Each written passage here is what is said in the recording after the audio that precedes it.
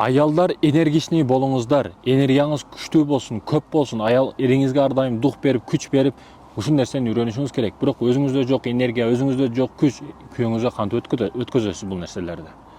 Күйөөңүзгө сиз кадимкиде өткөзөсүз бул маселелерди. Ошондуктан күчтүү болушуңуз керек. Өзүңүз чалбырап, өзүңүз лох, өзүңүз оозуңузду ачып турсаңыз, бир жакшыраак күч бергенди, сөз бергенди, дух бергенди билбесеңиз, эриңиз каяка барат? Күчтү кимден алат? Энергияны кимден алат?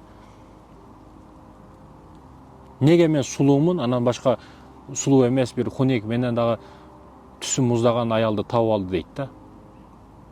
Себеби сиз энергия беришти билбейсиз, күч бергенди билбейсиз. Сулуу башка сулуу болуш бул өзүнүн жолуга.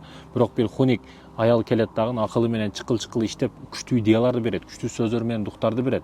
Поэтому ушундай.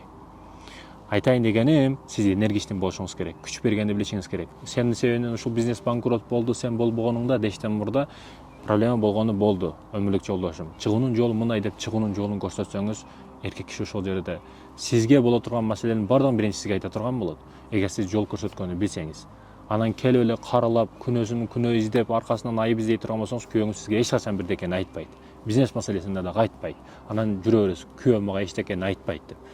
А сиз тормузсуз го, буттан тартасыз го сиз. Ошондуктан да энергичный болгондо аракетин кылышыңыз керек. Кудду ушул сууду ичип эркектен энергия алганы сыяктуу сизден дагы энергия алат. Унутпаңыз муну.